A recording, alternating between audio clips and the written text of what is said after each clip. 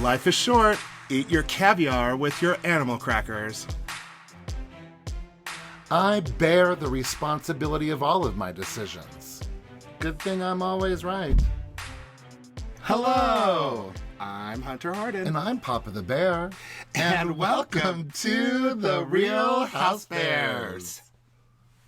Oh my God, Monica is such a bitch. Don't you like, she's so annoying. Yeah. I mean, I can't even stand her. She's just like hits below the belt all the time. Like, what do you think? Well, I don't even care, about what she has to say because she's just obsessed with me, all the time. I can't handle it anymore. And she can't even, hold on a conversation. And she's so mean to our mother, all the time. And she says, I'm old. She wishes she looked this good when she's that old. Ugh. But I don't even care what you think about her right now because I'm talking. Can you let me talk for a second, please? Oh my God. Hold on, I'm getting a text. Can we start the podcast now?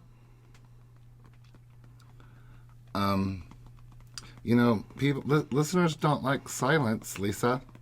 Podcast.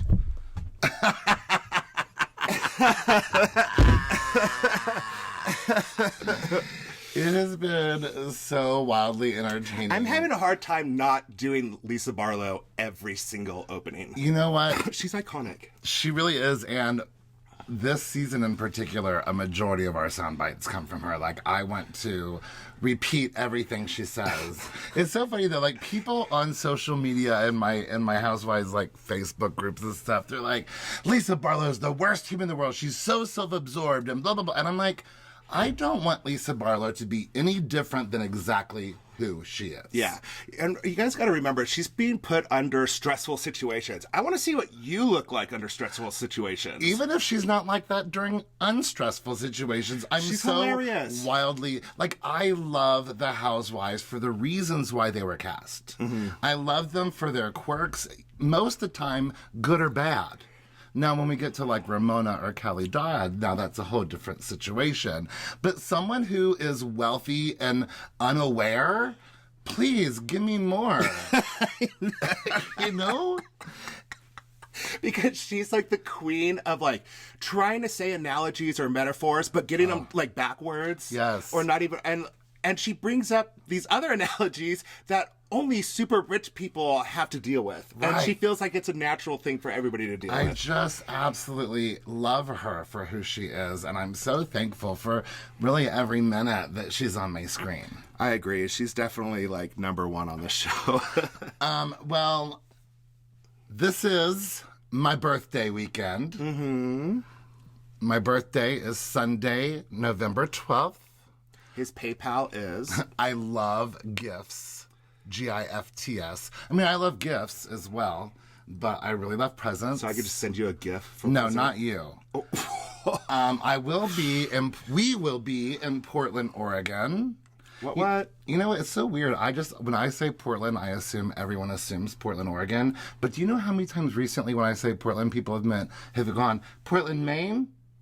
And I'm like, wait, where are you saying this? Just in the past few weeks, I don't remember. Maine's not a state. That's what people don't understand. Point it out to me on a map. So, again, if you are in Portland this weekend, come see us at Barracuda, which is also the person who hosts the Barracuda events. It's his birthday, Matt. Mm-hmm. Oh, Scorpios. What a nightmare. I know, right? And, we'll also be out and about on Friday. Mm-hmm. So if you frequent the LGBTQ plus establishments, mm-hmm. you might there, say hello. I mean, and, weed's legal there, too. Get us some stuff. Yeah, I love presents. I love free drinks. Yeah. And I love going raw, like today's episode. Ooh. Today's episode, y'all, I literally got off a plane just a little bit ago, and we're getting right back on a plane tomorrow. So today, once again, another raw and unedited House Bears. Ow, spit on it.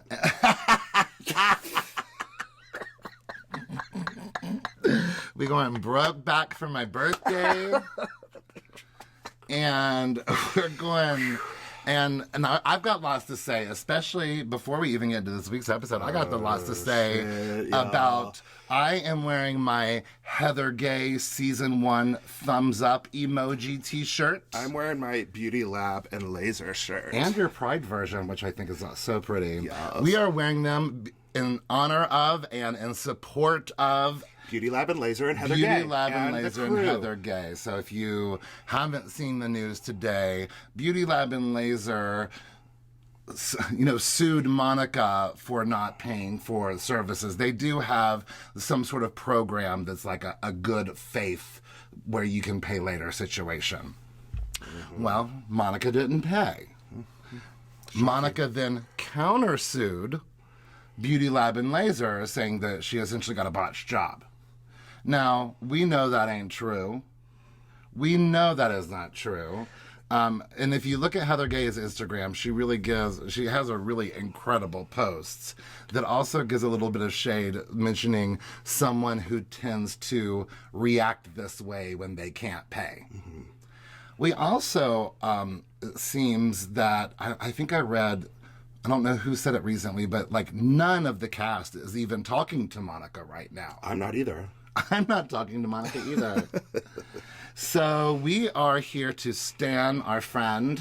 Mm-hmm. And our other friends at Beauty Lab and Laser, the whole crew there. We love everybody. Yeah, if y'all listen to us, you know how much we love the whole Beauty Lab family. And we have gotten Botox and B12 injections there multiple times, and we've had great experiences and not a single issue. And it was always been professional, safe, and fun. I'm believing more and more often that Monica is not a complete truth teller. Well, I'm seeing a lot of signs and things that are being built up. Like, I look with my eyes and my ear, and I listen with my ears, so I understand. I understand who she is, so I'm going off of that. Because okay, do you remember in the beginning of hold on, actually, no, I'll let you. No, I'm not going to talk about it right now. What? Just keep going. Nothing. I was going to talk about Monica and get into her a little bit, but.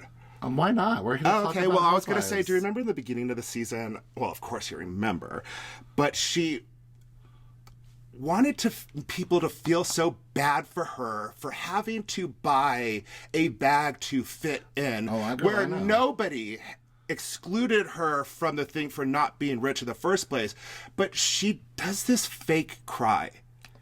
I have not seen tears come out or even well up. I've only seen these fake cries. And guess where I saw that from in another episode? Her mom.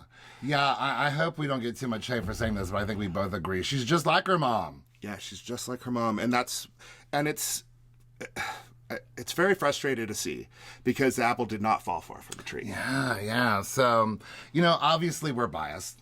But we are biased, but we've also experienced it as well. And we know what quality humans work there, and we know what quality, medical professionals work there. And let me tell you what, the one guy who does the injections. Oh, he's so handsome. He's like the most handsome human that has ever existed. So remember those TV shows where it had like that hospital show where they had like the face, like the hot guy? He's like the George Clooney. He's like the George Clooney of that. Like he's got salt and pepper hair. Oh, and he's got a beautifully fit body. Oh, and he's tall. Yeah, he is. It's worth going to Beauty Lab and Laser just to gaze. And he hasn't poked us yet, which is irritating. Like I want to get poked by him. Yeah, we need to get fillers. Oh, I don't want fillers. Well, you're gonna have to if you want to get poked by the hot dog. Okay. Everyone's like, are they going to talk about this week's episode? I thought they said they were in a hurry. Shut up. Yeah, we drank an energy drink, I'm not going to lie. Oh my gosh. It's dangerous. Listen, don't come for my sound bath. I would never come for your sound bath. You're trying to come for my sound bath like right now. You're like talking over it this whole time. This episode was supersized in honor of my birthday. Yes. What is happening? I dropped something on the ground. There. We have no editing. Sorry, folks. Oh, it was your hairband. Okay, well, let's... to keep the strays away, but I have it in a little ponytail. If I wasn't kind of not eating much sugar right now, I would love to go to Pink Sweets Cafe. Yes. I like that Angie K is like, I'll start with a smoothie and I'll finish off with a dessert. Ooh, I like that idea. When Angie K brought Monica's kids and Monica a book about loving yourself, I just didn't know how to feel about that. I was like, that could be shady, but I know that she's not trying to be shady. She just kind of hit the nail on the top of the head without, like, saying it. I mean... It was like, I was very surprised, and I'm surprised Monica didn't get defensive right away. It could have been, like, the grandest passive-aggressive move. It would have been worse than the bunny gift. But I feel like Angie K was trying to be sweet. Yeah. I feel like she is. She really feels bad about how Greek Easter ended up. And, of course, it goes straight to the rumor, and Monica's like, I told you the rumor because I'm a good friend. But what really cracked me up here is that out of all of the things were said, when later on, when they show the flashback of Monica going saying all the gays around town talk about brag about it, someone translated that through telephone that meant Hot Sean was good at sex. I thought that's what it meant too. I thought she was just saying, all the gays around town bragging about the sex. That's what she said. They're bragging about the sex. I feel like they were saying they were bragging about hooking up with Hot Sean. I heard the sex. All right, well, maybe we just all translate that different. By the way, Monica's like, I didn't say it.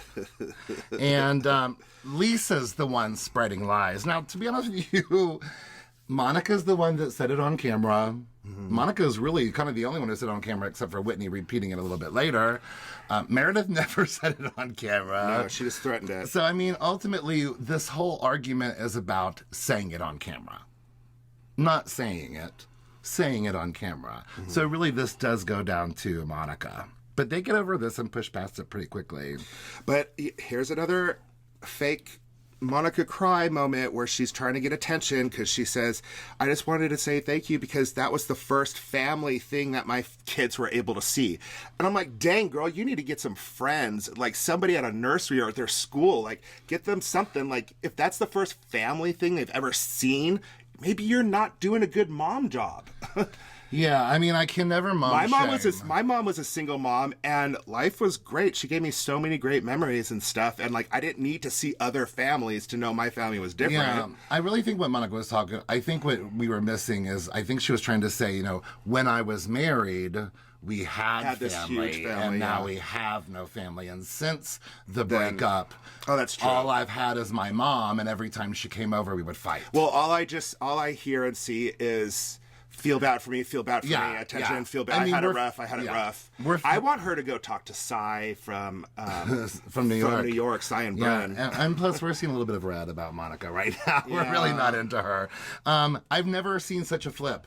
Like, people on social media were in love with Monica at the beginning of the season, but this week's episode really flipped that around for a lot of people. Mm-hmm. And also at the beginning of the season, Angie K was not very well liked, and people are loving her now. Mm-hmm. Told you all. We liked her from the beginning. But in order to build trust with Monica right now, Angie K tells Monica about her childhood with an absent mother who was very self-medicated. And died when she was 8 years old. That's rough. So that's the way when she said, I didn't get to have a mom to share myself growing into a woman. Like, that's hard. Yeah, that's the worst. That's the worst. Well, I mean, I'm a mama's boy, but also, daughters and moms, that's a big deal. But we see why Angie K is always really trying to, mend these fences. Over at Whitney's, she's got out a tarp. Lisa Barlow comes over with some tiki torches. They're getting ready for Bobby's 13th birthday, which is the same weekend as we know from the last episode that she's getting ready to have her jewelry launch as well. Mm-hmm. But I really like this creative, paint splatter tiki torch situation, and the fact that they did it themselves instead of hiring someone to do it. You don't think? You weren't as impressed by it as I was? No.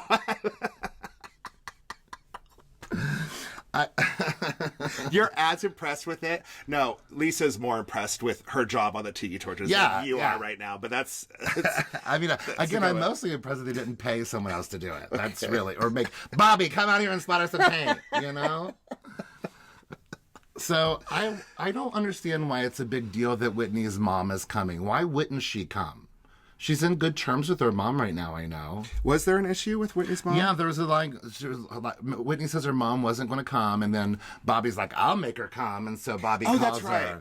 I was like, why would she say no to Whitney, and why is she hesitant to come in the first place? Is there something I'm missing of the story? Because her mom's in love with Justin. Or maybe Whitney, we do know that they were estranged for a while. Maybe their reconciliation is new. Probably. Maybe that's what it is. Well, Whitney's inviting everyone but Mary to the party. And Thank God. I totally forgot about that time. I forgot Mary was ever at Whitney's house. Ever. And told that story in front of her kids. About the dead woman. And got ejected from the car. It landed in a neighborhood. Mary has no etiquette at all. She's so she's crazy. the worst. She's the meanest person on earth. But right now, I like her more than Monica. Damn. And she even shaded our choir on Watch What Happens Live. Whitney brings up Monica's situation with her mom. Lisa's not buying it. I love this part because Lisa's kind of hitting on the nail too. The word, but conveniently abusive. That's convenient that she's using abuse right now because two people could be abusive, but she's right. Like, sometimes there is. If your mom's that bad for you, cut her out. Yeah, like some for people real. do thrive, but I have said this before early in the podcast. There's a weird connection between daughters and mothers. They could hate each other, but they will still constantly try to be in each other's life. Yeah, even though they fight every time. This is just. I feel like it's natural. I don't for a lot of moms, for a lot of people, not all, but for a lot of people, it is more common than we prefer it to be. Mm-hmm. Well, Bobby's getting a big ass golf cart for her birthday. But when he's like, she's going to be driving Brooks to school, she's going to be going to the grocery store. I'm like, she can't ride that on streets. I bet you there's a little neighborhood store and things like that. I bet you she'll ride But to school? Well, no, I don't think that's happening. But Lisa's just like, back to Monica, she's like, I think Monica's just like, using all of this as a cover because Monica's a monster. Mm-hmm. When, again, I think there's a little bit of truth to all of that. But I also do agree that you can't use your trauma to treat other people poorly. It was great. Yeah. Just because of your trauma doesn't mean it's my trauma. Yeah. I've told my friends before, I'm like, you can always vent to me. You can yell and scream and just get it all out. But you can never vent at me. Yeah. Don't direct it at me. Yeah, if I'm not the problem, I ain't accepting it. Over at Franklin Avenue Cocktails and Kitchen, Heather and Meredith, who looks, I think they both look so good here. I love Meredith in red, and I love Heather's big, I'm assuming, faux fur vest. But Heather wastes no time. What do you think about Jack's mission? And Meredith's like, well, what I think really is that I don't really know what a mission is. I really didn't understand what involved it is. For how distant she's trying to get herself. This happens with a lot of Mormons, I've noticed. But with Heather, significantly right now, she's so far past cut off from the church because after she wrote that book, but she still hates not being a part of it. She hates being excluded. That's also from the church, but she feels extra excluded because it's Mormon stuff. Yeah. You know what I'm saying? Right, and it's just bringing up trauma for her, but like it's... And plus she was excluded before the book ever came out. That's the thing. When she got divorced, she was immediately excluded from the church. Yeah. And now her friend, who they've been working on a friendship, Lisa, is excluding her from a Mormon thing. Yeah. So yeah, I think you're right. But Heather, she's like, listen, Jack has not been living the Mormon life. And when you're on a mission, you got to live the Mormon life. The entire time you're there, like, holy crap. Now, Lisa says that missions nowadays are more about just helping the church out more so than going door to door, but I don't know anything about that. But, Lisa, Heather is maybe just a little bit jealous because she's being treated differently. Yeah, being excluded from things sucks. It doesn't make you feel good. No. Heather asked Meredith about Bobby's birthday party, and Meredith's like, I'm coming, give me a gift, popping out. Mm-hmm. And in and out. She does do that. She really did. Sure. The scene of them getting glam for Bobby's birthday party was so cute. I love her getting glam. She's adorable. That was really funny. She's like, I'm having a hard time being normal. And like getting lip liner and not knowing if she could talk. But I mean, why when would I you? got put into drag, my face was frozen. And when they talked to me, I did the exact same thing because I don't know. They're going to mess up if you move it. Well, heck, when I go to my barber and he's trimming around my mouth. Oh, yeah. Don't make me talk. Don't ask me a question. And they always ask me a question when he's doing like mustache or something. I'm like, uh-huh. Well, over at Heather's. Wait, where does Lisa go to church? She goes to, I'm assuming she goes to a Mormon church. How come Heather hasn't like hunted that down? I think Heather is trying very hard to really, she doesn't believe in what the church believes in, and she doesn't believe that there's any in between. Mm-hmm. Lisa obviously believes, and maybe her church believes there's an in-between, but Heather, she can't see more than a black and white. And I feel like she's jealous about it, too, because she's like, because I could have lived that life better than this life that I was given. Yeah, man, if I would have known about Mormon 2.0 years ago. I could have handled this much better instead of feeling like I'm trapped. But again, I feel like she doesn't see any middle ground there. Yeah. So at her house, which I'm really upset that I still haven't seen, Angie K is not getting dressed in a beach sunset theme. She's getting disco, which I support now that I know they went to a roller ring. Yeah.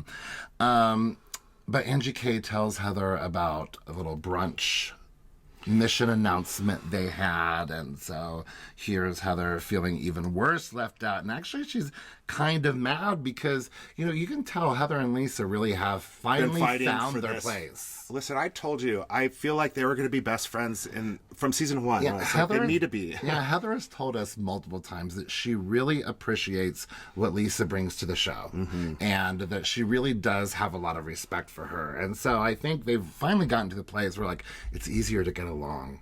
Yeah. Lisa's just hilarious. Lisa and Heather both have one-liners that are perfect. Absolutely, they do.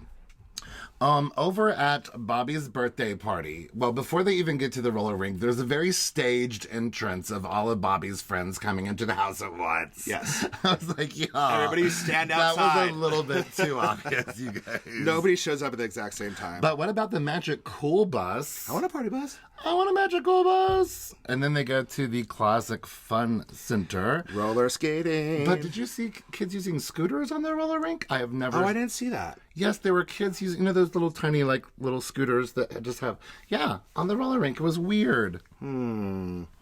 Lisa brings up that she helped make those tikis. Yes, of course. She's so proud of them. I love it. Heather's wearing her sunset colors. Yes, bitch. Meredith is wearing a bikini top under a blazer. You better. Yeah, where is she going after this? Because she's going somewhere dirty. Right. Well, hopefully Seth's home waiting in the bed in his bikini. He was there. Oh, was he? Yeah. I do remember that because when she's like, come on, we're leaving now, it says like, oh, okay. He sounded so like bummed out because he's leaving his friends. Okay, you're right. I do remember that now that you say that. Whitney's mom is named Jolene. John Barlow, his mission was to Vegas? I would have rather gone to Columbia, to be honest with you. How much did you love watching John Barlow and Justin Rose holding hands? I was so jealous. I was so jealous. I was a little bit jealous. I would have held Justin's hand the entire time we skated. And off the skating ring. We'll just hold hands the entire time. Right. Even in the car. Can I be on one side? Yes. We'll both save him. Okay. Angie K confesses to Lisa about telling Heather about Jack's mission announcement. And I agree with Lisa. It just doesn't make sense to invite Heather because Heather clearly does not support the church right now. And she even explains it good too. She says that, I don't want to rub this in her face that like he's going on a mission. Like why, if you're not interested in something, I'm not going to put it in front of your face. I mean, Lisa is immediately concerned. She's like, I want to make sure this is okay with Heather. She's like, because I don't want this to I don't want her to feel bad. We're friends now. Yeah, this is such a good friendship thing right here. So I bet you, how many people in the world do you think freaked out when Lisa got a Diet Coke with a shot of cream? Oh, people have never heard of that. I've never heard of that until I moved to Utah. Yeah, so... Of like any kind of, they have so many different combos of soda. You want to know why? Why? Actually, no. Mormons can't have caffeine. But they do. That's their guilty pleasure. That's their secret sin. That's why it's so popular here to get different flavors. For those of you who have no idea what we're talking about, there is a little soda shop. Called Swig. It's literally just a little drive-through called Swig. And they put cream and other flavorings. Like peach puree and in a soda. Yeah, in a soda. So, like, mine is called the Founder. It's Diet Coke with coconut-flavored cream. freshly squeezed lime and like coconut syrup, flavoring syrup.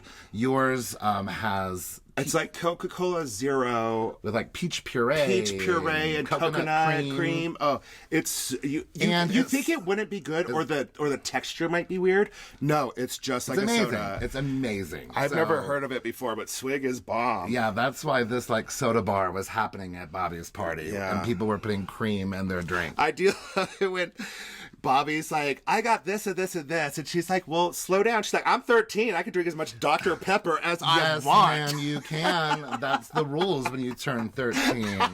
You are officially a teenager. And you know what happens when you do that? Is when you go home and you get like a 12-pack of Dr. Pepper, you drink it all in like one night because you're like, I'm 13, I can do whatever I want. And then you're sick of Dr. Pepper for the rest of your life. Right. Yes, you are. You are. I did that with Surge Cola. Yeah. Oh, ew, Surge. Girl. It was disgusting. Girl. It was terrible. So Heather asks Monica about her relationship with Lisa and wonders, like why Lisa might even have an opinion about Monica and her mom. I think this is Heather having hurt feelings. Oh, yeah. Feel like Heather stirred it up just a little bit because of the hurt feelings. But also, Whitney told Heather about Lisa saying that Monica's story doesn't seem real.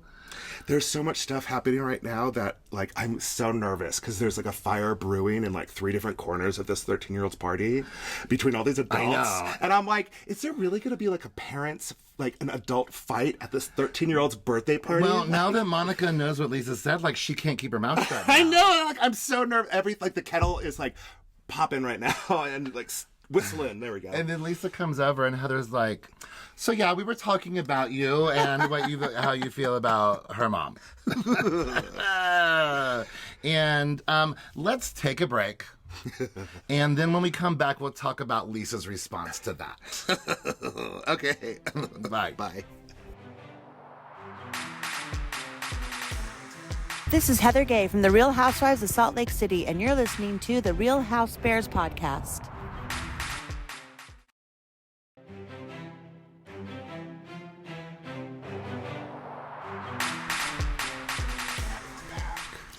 We are back, anxiously awaiting Lisa Barlow's response to all of this. Her biggest response was like, listen, I was just making a snarky comment. It wasn't that big of a deal.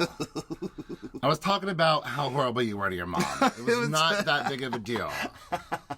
I love it that she said it was a snarky comment. I'm like, what? I also think she's like, dang it, I just told Whitney this like 30 seconds ago. How is it already here? She's like, dang it, I got caught. But Lisa just tries to explain that, at the party, Monica's mom was just trying to be nice and smooth everything's over. And then that gives Monica an excuse to use the Ted Bundy analogy again. This, I need a counter for how many times she compares her mom to Ted Bundy in these seasons. It's getting old. And it's really disrespectful to all of the victims out there that were horribly, horribly killed and murdered, taken from their families, to your mom that just treats you bad. Like, that's completely disrespectful, and you need to wipe that from your vocabulary, Monica. You're like Hitler. Oh, she did that. Or like Judas.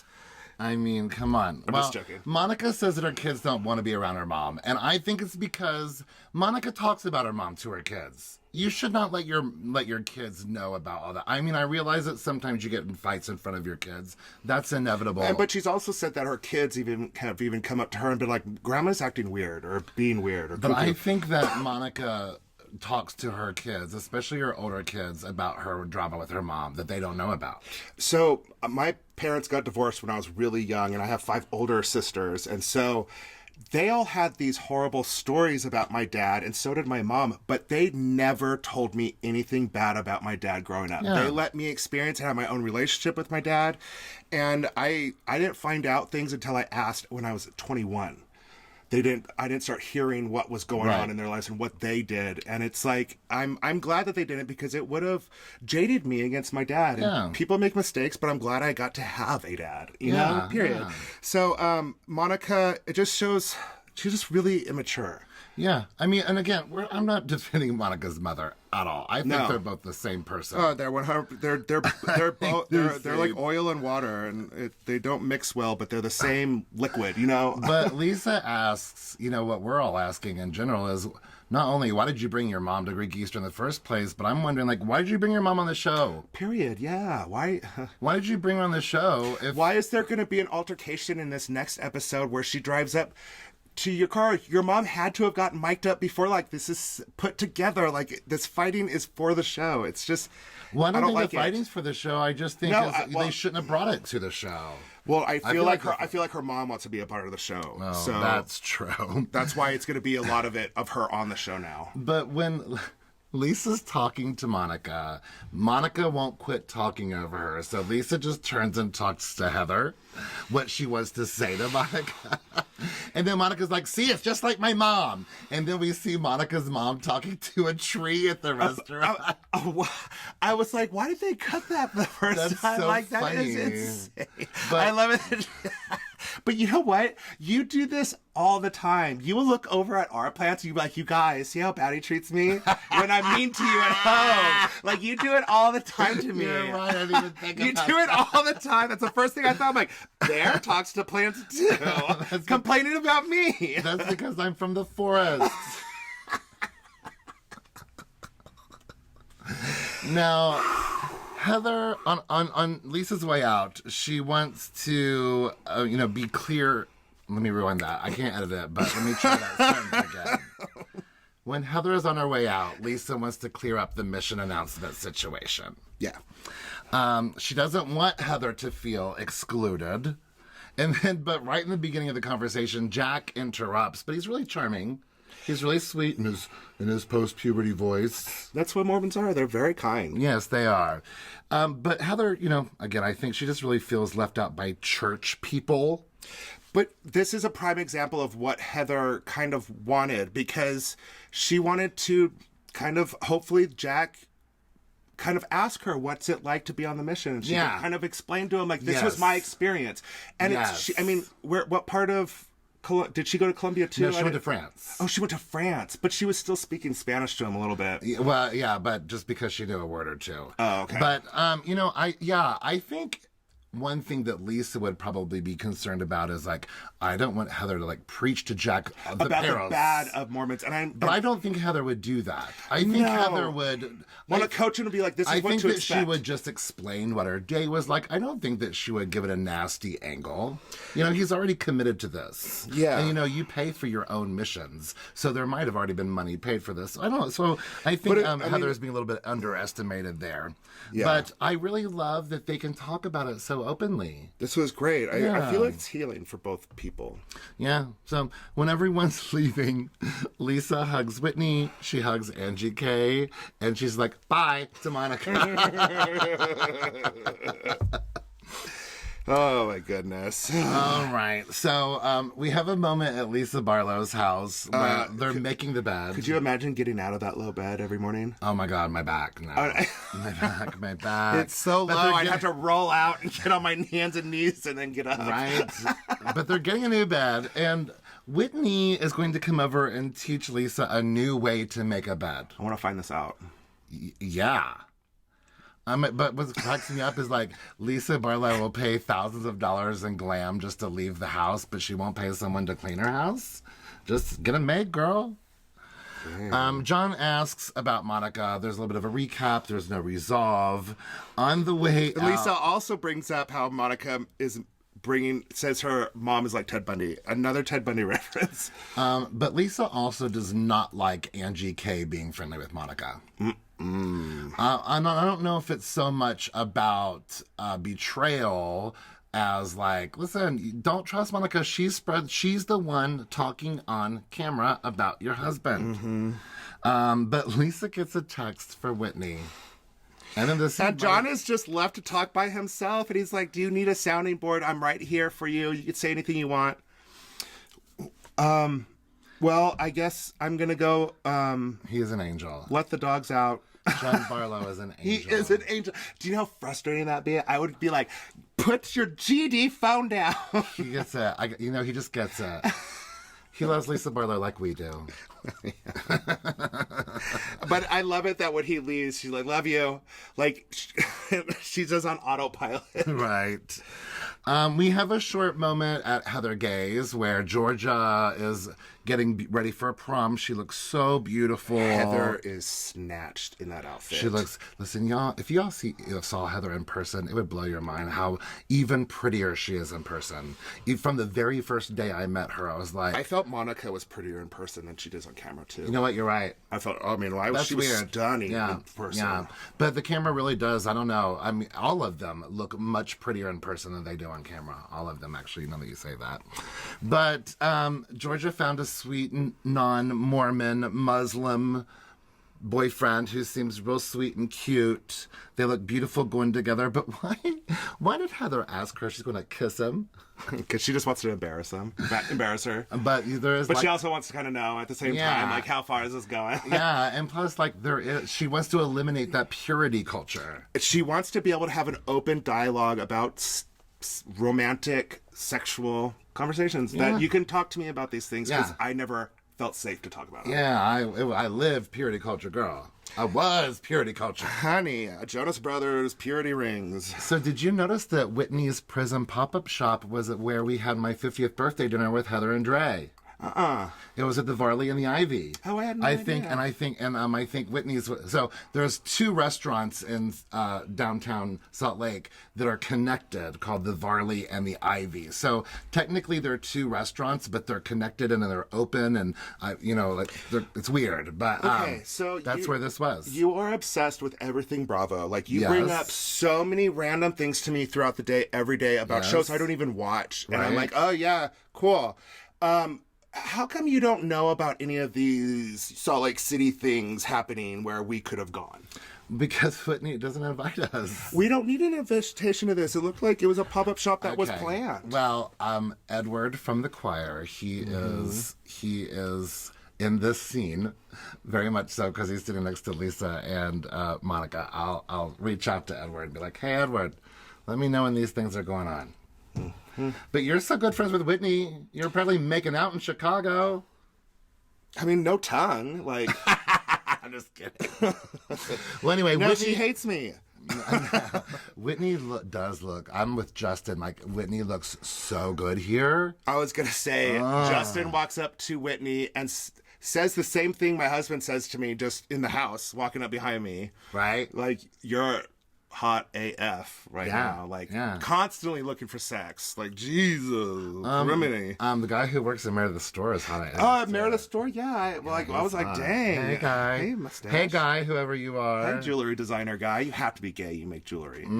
Although I've been burned before with a hairstylist on this show.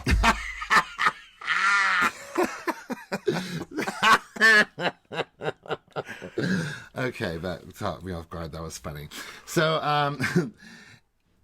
okay, I did completely lose my place. But, so this outfit that Angie K is wearing, this blue thing with the sheer cutouts, it's beautiful, but I'm so tired of seeing it. Like, I can't take it anymore. I need some just different variety. When I'm watching a show, like especially the reunion shows, at least 9 out of 10 of them have the Nude Illusion cutouts in the dresses. And I'm like, I don't understand why this is such a fad where everybody's doing it in every dress. Well, this particular style of dress is a particular designer. It's a jumpsuit. And Angie K has worn it. Lisa from Miami, it was a full confessional look of hers.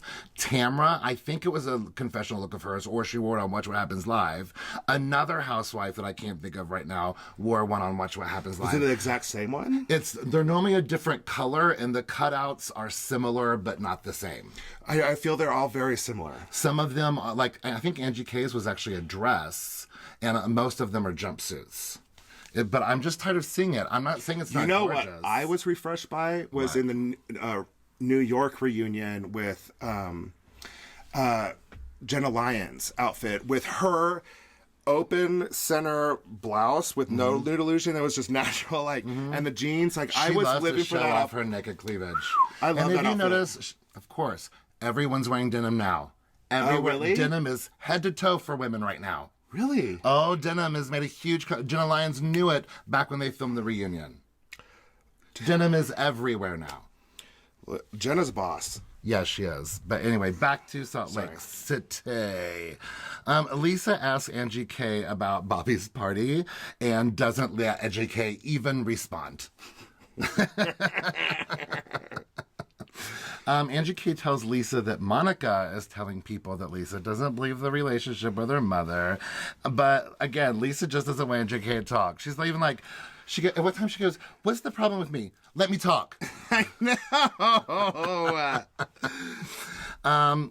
Angie K does want Lisa to be a little bit more understanding of Monica K's situation, but Lisa's like, listen, you're going off of Monica's words. I'm going off of Monica's actions.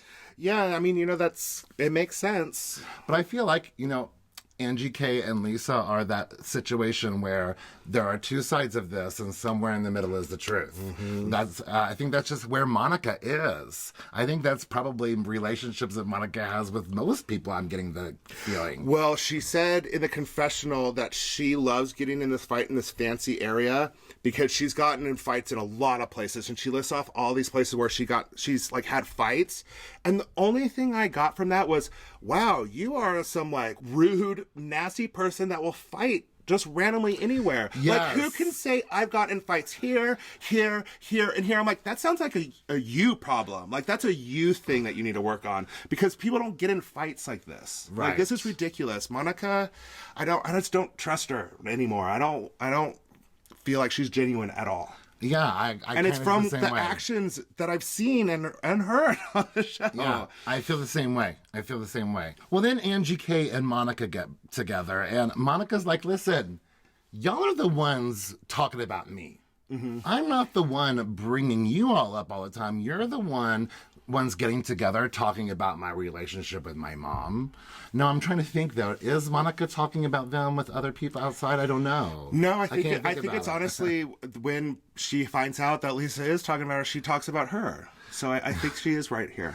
But the rest of this episode is, we watched it together today for the second time since we didn't get to watch it together. And also I was taking notes, so I didn't really catch everything. It was so fun. Like, it was some of the most entertaining television. I mean, I giggled through the whole entire thing. It's super childish. But mostly I'm laughing at Lisa because, like, she wants she really honestly wants it to stop, but she can't handle not having the last word. Or explain herself. Yes, she really wants, and plus, and I kind of believe that Lisa's like, it's not that deep. Mm-hmm. Like, I was just making a bitchy comment, like, whatever. Yeah, why is it so bad when she can talk about it and you can talk about things? But since no one's really quite understanding Lisa's point of view first, she's going to Whitney at her own event. And immediately Whitney's like, I have to give a speech, girl. I gotta give a speech. She holds Whitney hostage twice in this episode. Well, Whitney got out really well the first time. I gotta give a speech. Bye. So Lisa goes over to get Angie K to listen to this speech, and Monica's like, "Don't go with her. Yeah, just go with her. She's making you do that." And I'm like, oh my god, this is so middle school, like fighting over a friend kind of issue thing. Yeah, yeah. So, but Angie's like, just come over and stand with us. But then there's just like this tete-a-tete between Lisa and Monica. Just insult to insult to insult. I was seriously, it was the type of fight where I was waiting for one of them to be like, I can't hear you, na. Or, well, I'm rubber and you're glue, and whatever you say, bounce off me and sticks to you. Like, I was waiting for those to come out. But even Lisa's like, we should be quiet to listen to Whitney. And Monica goes, don't tell me what to do. You're not my mom. But Lisa does at one point make sure she's heard in the place because she like yells at Monica, don't talk to me anymore, Monica. And poor Angie K, she's like, you guys, please let me out of this. Please, I don't want to be in the middle. At one point she says I can take myself out, but I don't feel like she really can take herself out yet. And I just love how they're like, you're not in the middle. But Angie, don't you agree with it? Right. Yes, it's so good. And at one point, right after Lisa says, well, obviously no one wants to be your mother or something like that, then Monica's like, you went low. And Lisa goes, how did I go low? What did I say that went low? I was like, gosh, please don't stop. Please don't ever stop. The best part of this whole thing is you could hear it very clearly because there's a sound bath and every single person in that place is quiet. And Whitney at one point calls Lisa Barlow out. Like a teacher. This was a teacher call out too. Oh, yeah. You use the first and last name, Lisa Barlow, be quiet. Oh my gosh. And then my friend Edward from the choir, he's literally standing right next to them and he's making such great faces. It was so funny. I loved now watching it. But now, where Lisa can't stop herself, now Monica can't stop herself. Like, no matter what during this thing, they're just not going to stop, even though, according to Lisa, it's not that deep. At the end, Whitney. Oh, I just keep going. Whitney's like, can you all move this over here, please? I'm trying to sell some jewelry. I love it that Monica says, you're a tramp stamp and you're desperate for attention. I was like, I need to remember that because I'm stealing that. That was gold. But I think Whitney right now only realizes that Lisa's fighting. I don't think that she really realizes like Monica is just as much to blame here. Well, I just don't think Whitney is interested in this She's at not. all. She's not. And Lisa's the one who keeps coming up to her. And holding her hostage. She's been like, Whitney doesn't say a single word. And Lisa just keeps on talking. Even asking her a question, she doesn't answer and she keeps on talking. It's just so much fun. Poor Whitney, but it was so much fun. And like at that one point when she's leaving, Whitney's like, are you leaving? And she doesn't even respond. No. She's fuming. Because she just saw Angie K hug Monica goodbye. Oh yeah, that's not okay. Why would you hug someone who's talking about your husband? Super sized and super fun.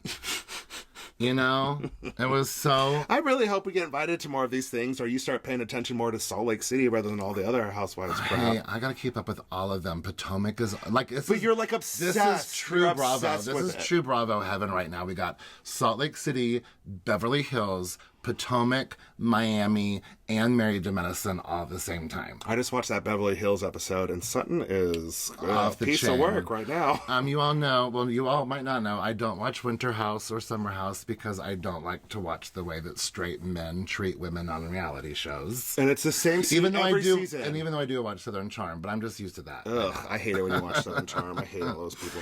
Well, thank you all. We had plenty to say, I guess. So I guess we wouldn't have had time for sound bites anyway. But thank you for listening. You can watch us do our lives on Facebook and Instagram. We are the Real Housebears. On Twitter, we are Real Housebears, and you can email us at therealhousebears@gmail.com. That was harder than it's ever been. I know, and I was just going to ask you, since I do the Redbubble thing wrong every time, why don't you do it? You can also buy merch at the website realhousebears.redbubble.com. You are just the nastiest person I've ever met. You could also watch us on YouTube and Spotify. You could also listen to us wherever you listen to podcasts. And if you're listening to us on any platform that can give us a rating, please give us a 5-star rating or a 5 thumbs up or like a 5 A+s or whatever the max thing is. And put in a cute little review and we will make you #HouseBears famous. I hope everybody enjoys their day, night, evening, their romp, their excursions or whatever they're doing right now. Happy birthday to me. Oh, yeah, and happy birthday Happy birthday to me. Okay, we're going to end this. All right, bye. Happy birthday Bye. to me. No. Just add in the sound bites of people singing happy birthday. Happy birthday to you. Look at happy birthday to you. Happy birthday, dear Seth.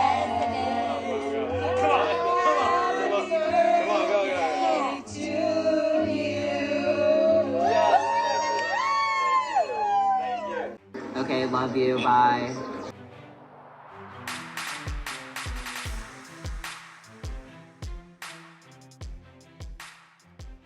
Now it's ready. Are you ready? Are you ready for it? Are you ready? Yes.